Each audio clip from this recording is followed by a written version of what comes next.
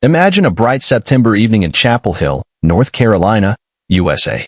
A young woman with the world before her, an aspiring pediatrician, a scholar, a proud member of the Haliwa-Saponi tribe, returns home after a night out. She believed she was safe, but by dawn, everything changed. September 6, 2012. Faith Danielle Hedgepeth, aged 19, arrives at UNC Chapel Hill around 5:45 p.m. to attend a recruitment event for Alpha Pi Omega, a Native American sorority she hoped to join. She leaves around 7:15 p.m., texting her father about her dreams and determination. They head to Davis Library at 8 p.m. to study together. Moments of laughter, whispered reassurances, two close friends bonding over future ambitions at a prestigious American university. At 11:30 p.m., they return to their off-campus apartment at Hawthorne at the View, just on the boundary of Chapel Hill and Durham, North Carolina. Within 30 minutes, they head to The Thrill, a nightclub that welcomed under-21s. Surveillance shows them arriving at approximately 12:40 a.m. They dance, laugh, blend into the campus nightlife. But by 2:06 a.m., only the roommate, Karina Rosario, exits, claiming an upset stomach. That's the last confirmed sighting of Faith alive. By approximately 3 a.m., they're back at the apartment. A neighbor watching TV hears 3 heavy thumps upstairs, like furniture overturned or a bag thrown. At nearly the same time, Faith's Facebook shows activity, possibly indicative of a struggle. The door's left unlocked. At 3:40 a.m., Faith's phone texts someone named Brandon Edwards. "Hey B, can you come over? Rosario needs you more, then corrects it to Van. It's cryptic, emotional, confusing. A snapshot of distress in digital form. Karina attempts to contact Edwards, then UNC soccer player Jordan McCrary. At 4:25 a.m., she leaves in McCrary's car, believing Faith is asleep and safe in her bedroom. Door left unlocked.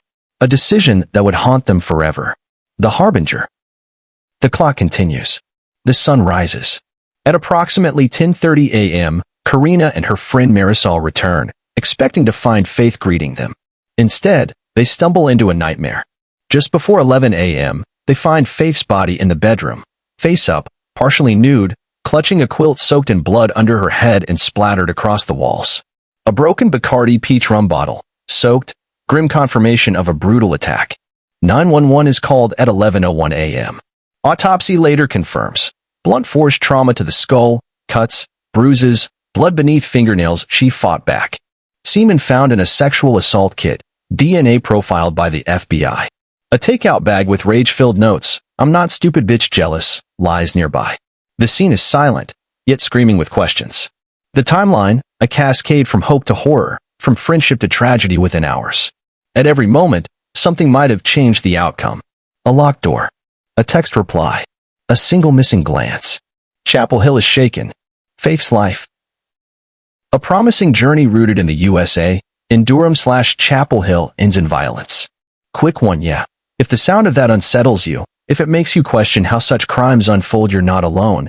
These are the truths people often ignore, but here we confront them head on. Subscribe now to uncover more cases on my channel that demands to be heard. The facts won't change, but awareness can make all the difference. So let us head back into our story. But we pause on her room, the apartment, the sobbing roommate. Not sensationalized, honoring a real life. Not a crime drama, but a real loss. She was seeking a future. She ended up demanding justice, demanding answers, demanding humanity. We arrive still inside the same apartment in Chapel Hill, the day after the tragedy. But something doesn't sit right. A door left unlocked. A note that doesn't feel real. An untouched wallet. And a roommate who left at dawn. How did facts become riddles? According to roommate Karina Rosario, she left at 4:25 a.m. believing Faith was asleep behind a locked door. But police would later report the entrance was left unlocked. Why leave it open? An honest mistake? A rushed departure? Or a clue to something deeper? The unlocked door meant anyone could have come or gone without alarm. In North Carolina's university community, this would be unthinkable. Yet somehow it happened. In a violent scene, despite overturned furniture and blood, Faith's wallet remained untouched. The motive? Not robbery. The message? Personal, targeted. The question? Who hurt someone they know without seeking any personal gain? A fast food bag from Time Out, a local Chapel Hill eatery, was found near Faith's body. on it, in frustration and rage. I'm not stupid bitch jealous. Oddities in the notes execution. 1. It was clean, no blood spatter. 2. The style, uneven handwriting, as if written with the non-dominant hand. 3. Expert Peggy Walla suggested it might be deliberately misleading. A red herring by someone panicked or manipulative. Was it meant to misdirect police and family? Or was it a messy, violent outburst from someone in crisis? Let's reconstruct the roommates' movements. Around 12:30 a.m., they arrive back home, lock the door, head out to the thrill. 2:06 a.m., video records Rosario leaving, Faith moments behind. 3:40 a.m., Faith sends text to Brandon Edwards. 4:25 a.m., Rosario leaves the apartment, door unlocked, believing Faith is asleep. 10:30 a.m., returns with Marisol Rangel. 11 a.m., they enter the scene of horror. Rosario calls 911. Questions arise. Why leave the door unlocked? Why wait 6 hours to reach out to friends, rather than first checking on Faith at midnight? And why does the 911 caller mention her friend without naming Faith? Examining the transcript reveals chilling hesitations. No mention of Faith's name. The caller seems reluctant to approach the body, even avoiding confirming if she's breathing. It lasts nearly 8 minutes, emotional, but oddly dispassionate. True crime news writer Tom Gasparoli, who reviewed it, found it unusual, suggesting another person's voice might be in the background. He speculates that the speaker might not have been Rosario, or that someone else was present. That ambiguity, suggesting either confusion or concealment, leaves us with a critical question. Who was she really talking for? There's more. Facebook access occurred at 3 a.m. Who logged in? Did they stop or start something?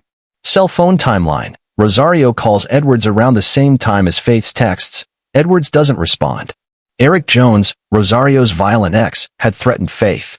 He was a person of interest early on, but his DNA did not match. Everything is connected yet nothing fits comfortably. A unlocked door. A vindictive note that may be staged. A roommate who leaves early and hesitates in her 911 call. It's a scene full of facts, each pointing somewhere different. We're at a moment of disquiet. An American student in Chapel Hill, North Carolina was murdered in her bed. Evidence exists, texts, notes, Facebook logins, but explanation remains elusive. We've peeled back the layers, but each fact raises new questions instead of offering closure. In this silent apartment, absence speaks louder than words. Faith's life was taken in a place she thought was home. Each detail, every locked door, every note, every delay in the timeline, has left its imprint on our minds. Here, in these unanswered moments, we find the core of real suspense, not the killer's silhouette in the dark, but the lingering questions. Did someone lie? Did someone hide something? Would justice ever find its way out of the lock, the timeline, the note? Faith Hedgepeth's apartment in Chapel Hill, North Carolina grew silent after her death. But within that silence was a powerful, hidden witness, DNA. Invisible, voiceless, but never forgetful. For 9 long years, it held the truth, waiting to be heard. Investigators discovered a DNA sample, semen, from the crime scene. By 2012, standard DNA profiling had ruled out known suspects. No match. No answers. The killer's genetic signature remained a whisper in a sea of white noise. In 2016, Chapel Hill police reached out to Parabon Nanolabs, a Virginia-based private lab. They used DNA phenotyping or molecular photofitting to predict appearance from the sample. Phenotyping's power, analyzing SNP's single nucleotide polymorphisms to predict traits like skin color, eye color, hair color, facial structure. Scientific teams, Walsh, Kaiser, Bronicky, report hair color prediction up to 90% accuracy, eye color 95%, and skin tone 75% accuracy. But limitations remain. Facial shape? Not yet reliable enough for court. On September 23, 2016, the police released the snapshot, a computer-generated composite. According to Parabon, olive to light olive skin, black hair, hazel or brown eyes, mixed Native American/European or Latino ancestry. This changed the narrative, from unknown to humanized. A face emerged. But was it accurate? Some experts called the technology promising yet not court-ready. It could guide an investigation, not convict. Civil rights advocates raised concerns. The risk of misidentifying innocent individuals, potential racial profiling, and privacy concerns. From 2012 to 2016, investigation stalls. By 2016, the snapshot added vigor, but no arrests. Focus remained on DNA. By 2021, investigators turned to forensic genetic genealogy, a method heralded after Golden State Killer solved by GEDmatch. Parabon's phenotyping could sketch, but genealogy built trees. When Miguel Salguero Olivares was arrested in September 2021, sources stated a DNA profile from a criminal arrest matched the crime scene DNA. While phenotyping didn't name him, it narrowed suspicion to who looked like that snapshot, growing leads for investigators. This chapter illustrates a turning point. Cutting-edge tech can reveal hidden truths, but not without risk. Parabon's snapshot provided direction, but not proof. Phenotyping can breathe life into cold cases, but also breed suspicion where none existed. Justice arrived eventually, but only after years of waiting, question, and error, and reliance on silent witnesses embedded in DNA. Let's step away from the crime scene into the heart of UNC Chapel Hill, a university celebrated for progress. But, in 2012, surrounded by whispers of neglect and cultural blind spots, Faith Hedgepeth was more than a student. She was a symbol of balance between her Native American heritage and her academic ambition at one of America's oldest universities. Faith's place in the campus tapestry. Faith, a member of the Haliwa-Saponi tribe, grew up in Warren County, North Carolina. She wasn't just a student. She was part of the Carolina Indian Circle, a volunteer at the American Indian Center, and a hopeful pledge for Alpha Pi Omega, UNC's Native American sorority. This was no side note. At a predominantly white institution, Faith became a bridge between cultures. She sang in Chote's a cappella group, Unheard Voices, helped organize powwows, maintained ties with her tribe, and chaired events celebrating Native heritage. In Chapel Hill, North Carolina, her presence was hopeful, yet subtle. She was visible enough to matter, but not so loud to disturb the status quo. University silence. After Faith's death, UNC publicly devoted statements, candlelight vigils, and a moment of silence in the pit. Yet, the institution's internal investigation remained largely secret. Sealed case records, overriding public pressure. Student newspaper The Daily Tar Heel demanded transparency. The judge responded by keeping the file sealed for months. Officials insisted the case wasn't random, but maintained almost total silence. Faith's community was frustrated. They watched the university mourn yet withhold key details. Here, a student's death became a cautionary tale of institutional failure, cultural dynamics, and misplaced priorities. Faith's family and the Haliwa-Saponi tribe were left grappling with sorrow and questions. UNC simultaneously celebrated pipeline programs for Native students and silently moved the narrative elsewhere. The Silent Sam statue controversy at UNC, highlighting white supremacy on campus, erupted years later. But even in 2012, it reflected a deeper issue: who's center stage at UNC? Faith, a Native American woman yearning to lift her tribe from her alma mater, became a faint echo. Words were spoken. Actions? They were limited. A call for institutional change. Even before the arrest, her tribe and campus activists were pushing for a memorial or scholarship at UNC recognizing her legacy. As Faith's smile in nearby Warren County showed outside the university, greater support for Native students, more cultural housing, a stronger American Indian Center, until, as one relative said, we're not just a checkmark for diversity. These efforts grew in 2020 with Raising Our Voices, a community vigil for missing and murdered Indigenous women in Chapel Hill. GEDM planted awareness in civic space. Faith's murder exposed more than a crime, it exposed a culture. UNC publicly grieved, but privately limited transparency. Chapel Hill, North Carolina, struggled between honoring her and continuing business as usual. When institutional caveats meet student tragedy, the outcome is predictable: visibility for a fact, obscurity for a victim. 9 years later, the legacy of Faith Hedgepeth hangs over a campus still wrestling with power, privilege, and forgetfulness. But the conversations ignited about racism, silence, diversity aren't over. If UNC can't learn from this, then what does the future hold for Faith's tribe, for students of color, for every promise this university claims to make? Nearly 9 years passed after Faith's death in Chapel Hill, North Carolina, before an arrest shook the community. Who was this man, a stranger in time yet uncomfortably close to the case? On September 16, 2021, Chapel Hill Police, alongside North Carolina's State Bureau of Investigation, announced the arrest of 28-year-old Miguel Enrique Salguero Olivares, a painter from Durham, North Carolina. It wasn't a dramatic arrest, no SWAT, no headlines broadcast live, just a quiet man escorted from his apartment. Yet for Faith's family, it was seismic. Coincidence or foresight?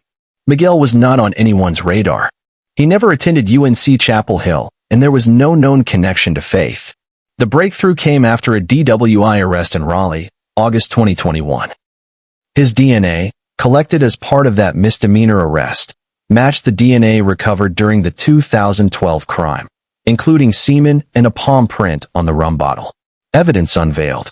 According to court documents, investigators analyzed 229 DNA samples, ruling out hundreds before this match surfaced. A palm print on the Bacardi rum bottle was unquestionably his. Police searched his Durham apartment, collecting 6 cell phones and a laptop to examine digital footprints. Public Defender Don Baxton later noted the amount: 39,000 pages of discovery, 30 expert witnesses, digital content requiring translation and forensic extraction. Family reactions. At the 2021 press conference, Faith's father, Roland, described it as a new beginning. Her mother, Connie, said tears were tears of joy and relief. Miguel's mother, in contrast, said, "My son is not a murderer. I believe in my son." He said he don't know the girl. UNC also confirmed he was never enrolled there. Thus began a tense standoff between grief and disbelief, faith and doubt. Controversy, alone or accompanied? Questions emerged. Why now? The arrest hinged on DNA from a DWI. What if he'd skipped that stop? Was he acting alone? Chapel Hill PD stated he wasn't a suspect early on. Yet, could someone else be involved? Digital weight. The laptop and phones were seized under suspicion, but their contents remained tightly sealed. Some detectives and outside observers suggest newfound DNA technology and expanded databases revealed him, but what happens next could raise more questions than answers. A nearly anonymous painter, picked up from a drunk driving arrest, was suddenly tied to a brutal murder 9 years earlier. Whether he stands alone or reveals others, his name turned a case, memories, and a community upside down. For Faith's parents, this is both victory and anguish. For Durham and Chapel Hill, it's justice, or the beginning of more mystery. One thing remains certain. This isn't the end, it's a turning point. 9 years of silence shattered by a shocking arrest. But now a courtroom, a mountain of evidence, a legal process that moves at glacier speed. This chapter probes whether modern America can deliver justice, or whether the journey itself causes sorrow, especially when the victim is Native American. The charges. When Miguel Salguero Olivares was arrested in September 2021 in Durham, North Carolina, the lineup seemed straightforward: first-degree murder. By November 2024, the indictment expanded dramatically, adding first-degree burglary, first-degree rape, and first-degree sexual offense. The prosecution painted a portrait of a break-in and violent assault, no longer an isolated murder, with chilling implications about motive and intent. The discovery deluge. The state's discovery has grown to a staggering 39,000 pages, according to the DA. 30 expert witnesses prepared. Digital files, phones, social media history, DNA details are still being analyzed. Translations required for Spanish-language texts and communications. These layers contributed to lengthy status hearings. By January 2025, trial scheduling only moved forward due to case volume. The trial is now penciled in, at least a week in duration. Defense counsel, including Don Baxton, have challenged the number and scope of expert disclosures, demanding materials they argue are essential. The DA's office, led by Satana DeBerry, has signaled a non-capital approach, no death penalty, but still severe consequences. But delays reverberate through time. Roland Hedgepeth, Faith's father, confessed, "It's pretty much at a standstill, a grief shared by many families and prolonged justice." Systemic issues and minority victims. Faith was not just a victim, she represented a demographic painfully overrepresented in violent crime. Native American women are 10 times more likely to be murdered than other groups. Legal experts argue that high-profile cases involving minority victims often proceed more slowly, tangled in evidentiary complexity, community scrutiny, and institutional bias. North Carolina's Racial Justice Act, repealed in 2011, reflected deep-seated concerns about fairness in capital cases. From Daryl Hunt to Faith Hedgepeth, North Carolina has a record of wrongful convictions and racial injustice in its judicial history, and Faith's case is arguably part of that fabric. After nearly 1 decade from the courtroom steps to the scheduled trial, the urgency has only grown. Will the sheer volume of paperwork derail focus? Will emotions be adjudicated fairly? Or will delays let doubts erode trust? Justice in America is prized, but often delayed. For Faith's family, and communities watching from Warren County to UNC Chapel Hill, this isn't about legal technicalities, it's about whether a Native woman's silence will finally be heard in the halls of justice. Faith Hedgepeth's story does not end in that apartment on Old Chapel Hill Road. Her murder sent shockwaves, not just through Chapel Hill, North Carolina, but all the way to her Haliwa-Saponi community and beyond. Today, her legacy is being shaped not by grief, but by collective action.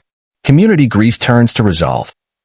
In the days following her death, more than 1,000 members of the Haliwa-Saponi tribe, based in Hollister and Warren County, gathered for powwows and vigils. Her tribal chief described Faith as the embodiment of innocence, someone whose smile was infectious. In Chapel Hill, student groups, especially Carolina Indian Circle and Alpha Pi Omega, held candlelight vigils in the pit, declaring, "Faith will not be forgotten." But as time went on, grief became accountability, scholarship, and activism.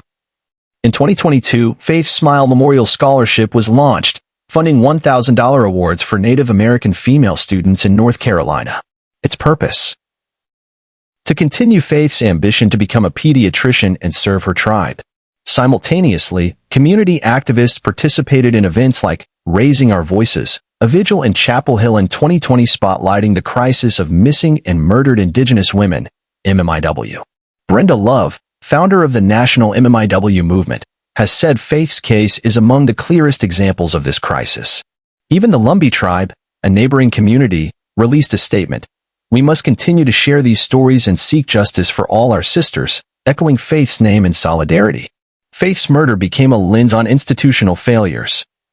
Her family and Native leaders have called on UNC Chapel Hill to improve visibility and support for Indigenous students, beyond simple diversity initiatives.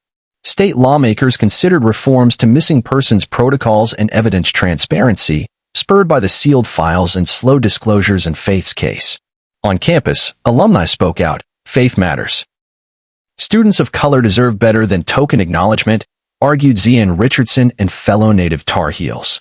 These campaigns remind us, identity is not an afterthought, it's central to justice. As Faith's case heads toward trial, her family and tribe stand ready, not to bow before tragedy, but to demand hearing and reform. When Miguel Salguero Olivares was arrested, distant members of the Haliwa-Saponi and Chapel Hill, walking the same UNC pathways, said, "What if it was us, next?" But they also said, "Now we have hope." This is more than closure. It's a movement, reclaiming silence with noise, replacing despair with fight, transforming loss into policy and purpose. Her name was Faith. More than just a life cut short, she became a beacon. In her remembrance, scholarships sprout, legislatures shift, and communities and university campuses cannot look away. Her story asks us, when violence is done in the shadows, will we shine a light? And when a Native American woman is silenced, will her name still echo? Faith's name continues. But justice still demands